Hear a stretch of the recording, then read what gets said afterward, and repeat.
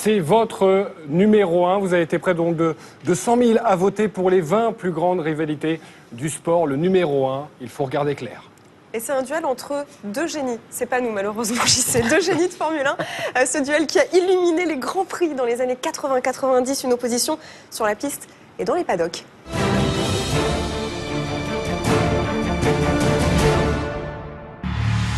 D'un côté, Alain Prost, dit le professeur. De l'autre, Ayrton Senna, surnommé Magic Senna. Deux surdoués de la Formule 1 pour une bataille acharnée. Les deux étaient à bloc et pour moi, c'est une des plus belles rivalités qu'il y ait eu dans l'histoire de la Formule 1. C'est vrai que on a écrit une page de l'histoire de la F1, je pense assez incroyable. 1988, Alain Prost, déjà double champion du monde, insiste auprès des dirigeants de McLaren pour faire venir un nouveau coéquipier, Ayrton Senna. C'est la naissance d'une rivalité. Ce qu'il y a de formidable dans la rivalité Prost-Senna, c'est que c'est comme une tragédie grecque. C'est le père et le fils, ils étaient ensemble chez McLaren.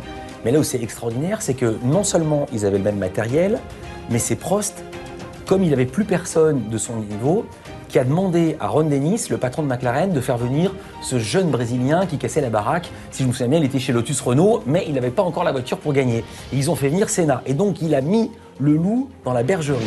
Mettre le loup dans la bergerie, pari gagnant. Avec les deux pilotes, McLaren remporte 15 des 16 courses du championnat.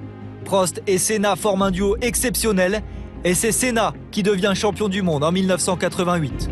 L'année suivante, Prost veut prendre sa revanche.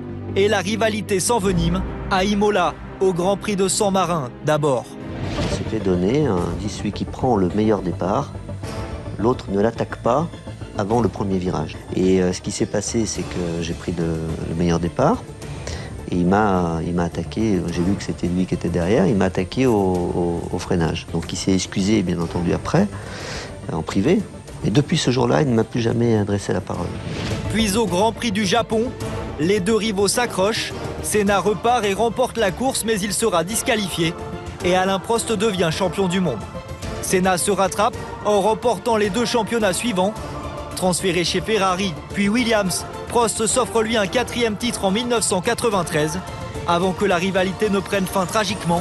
Le 1er mai 1994, à Imola, Ayrton Senna trouve la mort lors du Grand Prix de San Marin.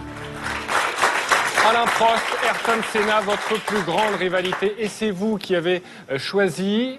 C'est incroyable, leur histoire. Ouais. Leur histoire commune est assez dingue. Moi, j'étais tout gamin quand tout ça arrivait, mais je m'en souviens vraiment très très bien. Et moi, le souvenir que j'en ai, j'avais l'impression que Prost, c'était professeur, quoi, la sagesse, qui calculait tout, qui avait l'air de tout savoir. Et Senna, un chien fou, et qui arrivait avec... C'était là aussi, c'est des ingrédients, c'est un peu ce que dit Vandel, quoi. C'est des ingrédients de tragédie, de le fait qu'il les fait venir. Il y a le jeune un peu allumé, l'autre qui calcule tout ça. C'était vraiment, c'est un scénario rêvé. Ah ouais, c'est un film, ouais. Et moi, j'ai vibré comme un fou à chaque course. Ouais. Eric, est-ce qu'Ayrton Senna a regretté qu'Alain Prost prenne sa retraite ? J'en sais rien, mais après, bon, c'est la tragédie. C'est malheureusement pour lui, il était en pleine carrière, les titres devaient tomber et puis il a eu cet accident malheureusement. Donc ça rentre aussi dans la légende, sa disparition malheureuse. D'ailleurs, Prost là-dessus je dirais, a été tellement touché, enfin traumatisé, on va dire, et ça a changé l'histoire de la Formule 1. Il y a eu toujours des combats pour améliorer la sécurité et prendre conscience que c'était quand même des hommes à l'époque, même aujourd'hui encore, mais qui montaient dans le baquet et qui jouaient leur vie. Rappelez-vous François Sever, le français, le playboy, je crois dans les années 75-16, qui lui aussi a eu cet accident et qui est décédé. C'était vraiment un sport mécanique à haut risque. Et ça l'est toujours, bien entendu. Vous l'avez donc choisi en numéro 1. Alain Prost a tenu à réagir à votre classement. Écoutez. Oh, c'est beaucoup de fierté. Ce qui me surprend, moi, c'est justement les gens qui viennent vous parler presque au quotidien de la lutte Prost et Senna. Et très souvent, sans l'avoir vécu. On se rend compte beaucoup plus maintenant, enfin moi en tout cas, de de l'empreinte qu'on a marquée à l'époque. Alors qu'à l'époque, quand on est dans son monde, c'est une rivalité qui était absolument incroyable. Moi, je me rappelle toujours un souvenir dans la salle de presse entendant une bagarre entre journalistes. Et les uns disaient aux autres, t'es qui toi? T'es Prost ou t'es Senna? Il fallait être ou Prost ou Senna. Ce n'était pas possible d'être les deux. Il fallait choisir son camp.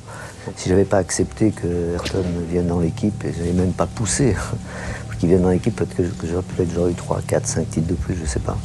Mais c'est pas du tout ça qui me fait regretter quoi que ce soit aujourd'hui. Au contraire, je pense que la vraie valeur, c'est d'avoir des rivaux. J'en ai eu beaucoup, des pilotes champions du monde avec moi dans la même équipe. Donc c'est ça qui fait la beauté d'une carrière. Je pense que le côté humain, la lutte, elle était quand même dans un sport aussi violent et dangereux. Peut-être que c'est ça qui a marqué les gens, je sais pas.